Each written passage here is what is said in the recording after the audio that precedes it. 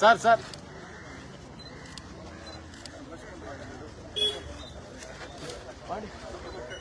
పిలువనా ఒకసారి పిలువు పక్కన ఒకసారి పిలువు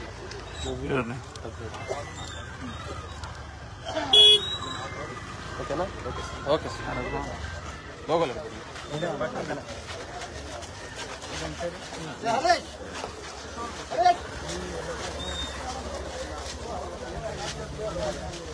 స్టాండ్ వేసింది స్టాండ్ది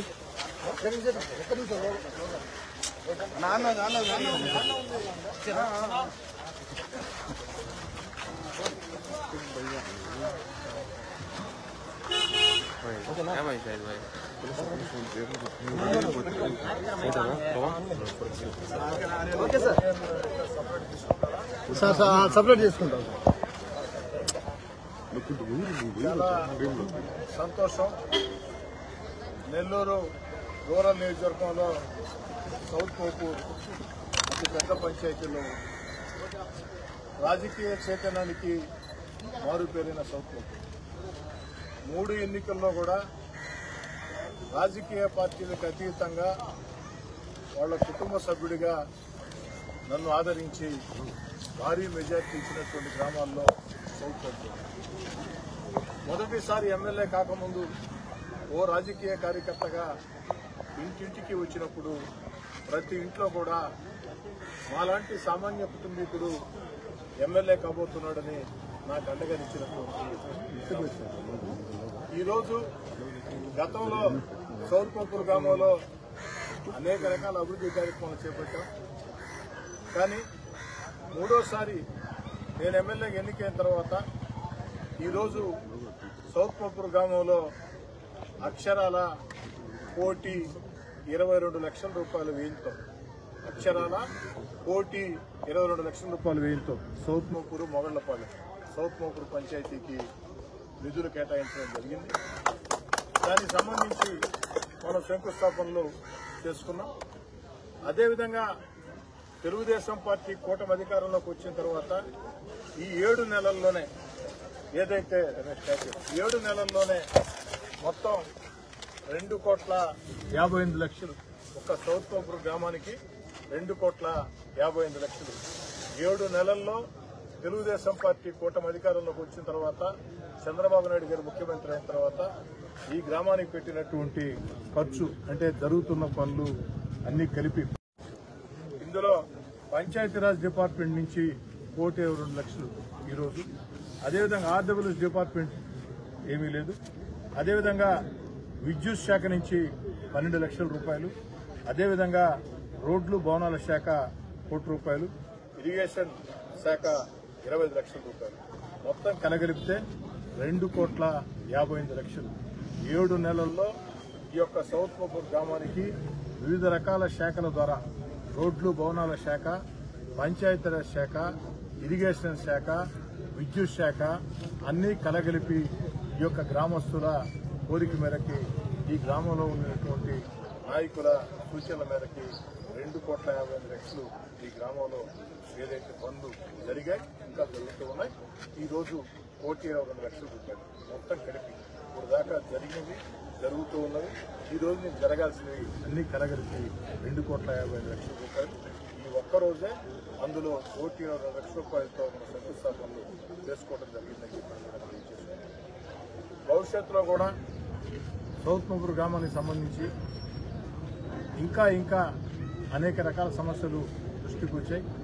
వాటిని కూడా ఏదైతే జిల్లా పరిషత్ స్కూల్ గోడ దగ్గర నుంచి కల్జులమెట్టలో ఉన్నటువంటి సమస్యల దగ్గర నుంచి ప్రతి సమస్యను కూడా ఒక బాధ్యతగా తీసుకుంటాము.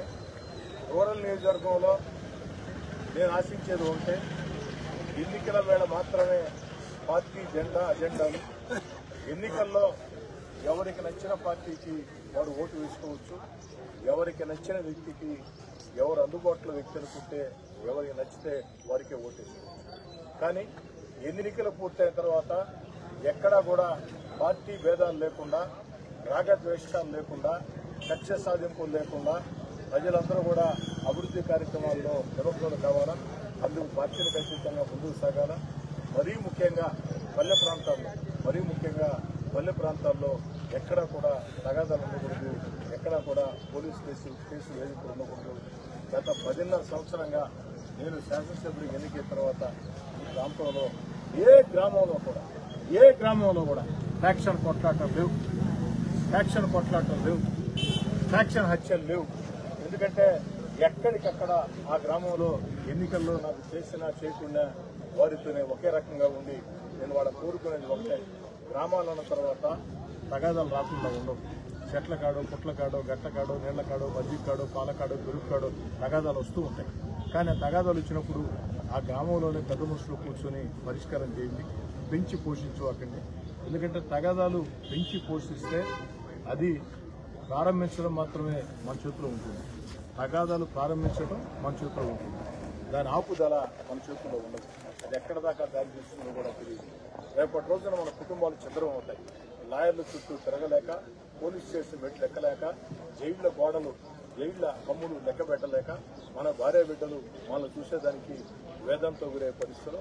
అలాంటి వాతావరణం వద్దు, ఖచ్చితంగా ప్రశాంత వాతావరణం ఉండాలని చెప్పని ప్రతి గ్రామంలో కూడా ఏదైతే నా శక్తి నుంచి ఎక్కడికెక్కడ ఆ యొక్క విభేదాలు పెరిగి పెద్దవి కాకుండా ప్రయత్నం చేస్తూనే ఉంటాం. అదేవిధంగా రూరల్ నియోజకవర్గంలో ఈరోజు చూశారు, నెల్లూరు ఆ తాడిపత్రి రోడ్డు ఎంత అధ్వానంగా ఉంది. గతంలో ఆ రోడ్డుని అనేక ప్రయత్నాలు చేసి శాంక్షన్ చేయించిన నేను వైఎస్ఆర్ కాంగ్రెస్ పార్టీకి దూరంగా జరిగిన తర్వాత నా మీద కోపంతో ఆ రోడ్డుని క్యాన్సిల్ చేయడం జరిగింది. అది నిజంగా చెప్పాలంటే తెలుగుగలడు చేసే పని కాదు. ఎందుకంటే ఒక రోడ్డు చేసి దానివల్ల ప్రజల్లో గౌరవం పొందాలి, కానీ నా మీద కోపంతో క్యాన్సిల్. అందుకే నేను కూడా ఒక పంతంగా తీసుకొని నేను గెలిచిన వెంటనే 4 రోజుల్లోనే మీ అందరి సమక్షంలో పనులు ప్రారంభించాం. పనులు ప్రారంభించడమే కాదు, ఈరోజు వేగవంతంగా కూడా పనులు దాదాపుగా పూర్తయి ప్రారంభించాం. ఎందుకని చెప్తున్నానంటే నేను మా నాయకులకి అందరికీ చెప్తూ ఉంటాను, అధికారులు కూడా చెప్తూ ఉంటాను, టెంకాయ కుడితే శంకుస్థాపన చేస్తే పని జరగాల్సిందే, పని పూర్తి కావాల్సిందే. పనులు జరగకుండా, పనులు పూర్తి చేయకుండా నేను వైఎస్ఆర్ కాంగ్రెస్ పార్టీ దూరంగా జరిగిన తర్వాత కొంతమంది నాయకులు ఎక్కడ పడితే అక్కడ ఎవరెవడితే అనేది సరేనని చెప్పని ఒక టెంకాయ అవుతుందని, చాలా తక్కువ ధరకు వస్తుందని టెంకాయ కొట్టేసి స్టార్ట్ చేయడం. అందుకే ప్రజలందరూ కూడా వాళ్ళకు ముద్దు పేరు పెట్టారు. నేను వైఎస్ఆర్ కాంగ్రెస్ పార్టీకి దూరం జరిగిన తర్వాత అప్పటి నాయకులు చేసినటువంటి ఈ యొక్క టెంకాయలు ప్రజలను ఏదైతే మోసం చేయాలా అన్న ఆలోచనతో చేసినట్టు ఆ నాయకులందరూ కూడా టెంకాయ బ్యాచ్ అని పేరు పెట్టారు. ఆ టెంకాయల బ్యాచ్కి ఎలక్షన్లో కూడా పొరపాటు చేశారు. మనది మాత్రం టెంకాయల బ్యాచ్ కాదు. ఏదైతే శంకుస్థాపన చేశామో అది జరగాలి. అతి త్వరలోనే మొట్టమొదటగా ఈ రోడ్డు 55 లక్షల రూపాయలతో ప్రారంభమవుతుంది. ఎప్పుడు డబ్బులు ఇస్తామో పూర్తి చేసి 1 మంత్ డిలే ఇస్తారు. నెల రోజుల్లో రాసి పెట్టుకోండి. ఈరోజు తేదీ 6వ తారీఖు, వచ్చే నెల 6వ తారీఖు లోపల, మార్చి 6వ తారీఖు లోపల ఈ ప్రధాన రోడ్డు 50 లక్షల రూపాయలతో పూర్తవుతుంది. మిగతా పనులు కూడా వేగవంతంగా ప్రారంభిస్తామని, రాబోయే రోజుల్లో కూడా ఎక్కడికెక్కడ అవకాశం దొరికిన నిధులు కేటాయిస్తామని మీకు కూడా నేను మనవి చేసేది ఒకటి. ఇంకా ఏదైనా సమస్యలు ఉంటే చెప్పండి. కారణం ఏంటంటే ఇదే ఎలక్షన్ లేవు, నేను ఓట్ల కోసం రాలా, ఏదో చేతనైంది చేసేదానికి వచ్చా.